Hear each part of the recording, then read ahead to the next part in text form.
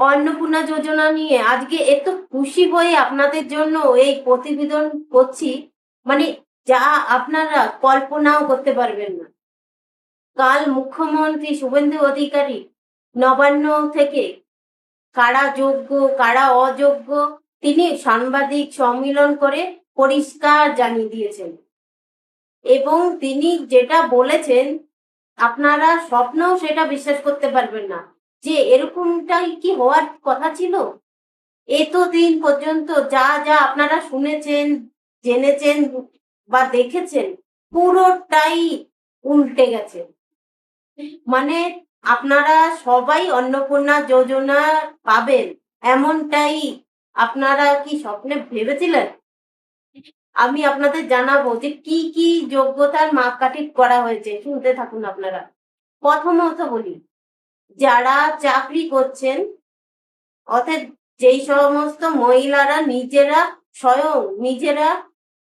10,000 টাকার উপরে যারা বেতন পান, মানে মাইনা পান, সরকারি চাকরি করেন যারা, সেটা স্থায়ী হতে পারে, অস্থায়ীও হতে পারে। যারা 10,000 টাকার ঊর্ধ্বে যারা পান, শুধুমাত্র তারাই এই অন্নপূর্ণা যোজনার থেকে আপাতত বাদ দেওয়া হয়েছে। আপনারা এতদিন ধরে যেটা জেনেছেন বা বিজ্ঞপ্তি দিয়ে জানানো হয়েছিল যে যারা চাকরি করেন তিনারা তো পাবেনই না, তার সঙ্গে সঙ্গে তিনার পরিবারে কোনো মেয়ে থাকলে, মানে মহিলা থাকলে তারাও পাবেন না। আজকে কিন্তু সেটা খারিজ করা হয়ে গেছে। অর্থাৎ এখানে পরিষ্কার বলা হয়েছে যে যারা চাকরি করেন শুধু তারাই পাবেন না, বেতনটা অবশ্যই 10,000-এর বেশি হতে হবে। এছাড়া তিনার পরিবারের বাকি যতজন অন্নপূর্ণা যোগ্য মহিলা থাকবেন সকলেই অন্নপূর্ণা যোজনা পাবেন, পরিষ্কার মুখ্যমন্ত্রী বলে দিয়েছেন। এটা হলো 1 নম্বর। 2 নম্বরে যারা পেনশন পান, অ্যাকচুয়ালি পেনশন যারা পান তারা তো 60 বছরের ঊর্ধ্বে হয়েই বেশিরভাগ পান, তাই তারা অন্নপূর্ণা যোজনার মধ্যে আসার কোনো চান্সই নেই। মানে এখানে তো অন্নপূর্ণা তো 25 থেকে 60 বছরের মধ্যে পায়, তো তারা তো 60 বছর থেকেই তো পেনশনটা পায়। বাকি যারা বাড়ির অন্য যোগ্য মহিলারা আছেন তারা পাবেন। তো এটা ভালো করে বুঝে নেন যে যারা পেনশন পান তাদের বাড়ির ফ্যামিলিতে যদি কোনো যোগ্য মহিলা হয়ে থাকেন তাহলে তারা পাবেন। আর কারা পাবেন না? যাদের ইনকাম বছরে 12 লক্ষ টাকা, মানে বছরে 12 লক্ষ টাকার বেশি ইনকাম, তারা পাবেন না। বছরে 12 লক্ষ টাকার বেশি ইনকাম যিনার, মানে যিনি স্বয়ং ইনকাম করেন কোনো মহিলা, তিনি শুধু পাবেন না, এমনটা বলা হয়েছে।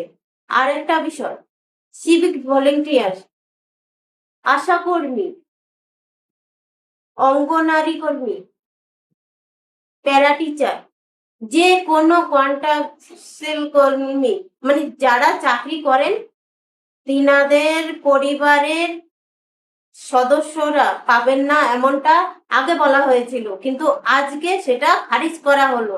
আজকে পরিষ্কার মাননীয় মুখ্যমন্ত্রী শুভেন্দু অধিকারী জানিয়েছেন যে যারা কন্ট্রাক্টের চাকরি করেন বা চুক্তিভিত্তিক চাকরি করেন, কোনো পুরুষ যদি করে থাকেন তাহলে তিনার স্ত্রী অন্নপূর্ণা যোজনার পাবেন।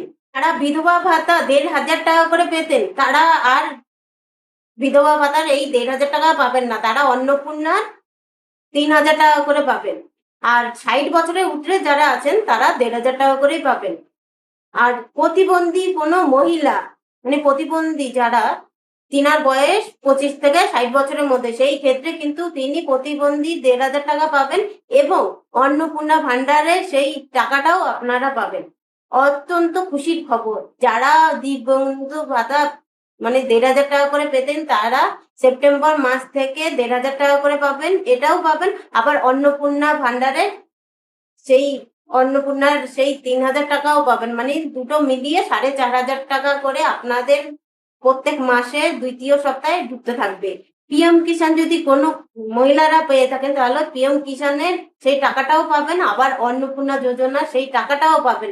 আরেকটা বিষয়, যেই রুমের কথা বলা হয়েছিল যে 3টে রুমের বেশি থাকলে পরে পাবেন না, এই এইটাও খারিজ করা হয়েছে।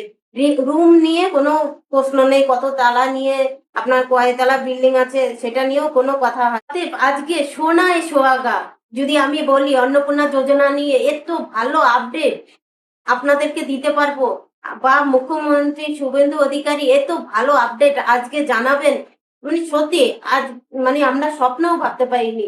আপনারা লিখবেন যে আপনারা কতটা খুশি হয়েছেন, প্রচুর প্রচুর শেয়ার করে দেবেন, যেই ভিডিওটা প্রত্যেক মা বোন মাসি পিসি সবার কাজে লাগবে। তো আপনাদের মতামতটা জানাবেন যে আপনারা কতটা খুশি হয়েছেন, এত সুন্দর খুশির খবর, তাই শেয়ার করবেন। ধন্যবাদ।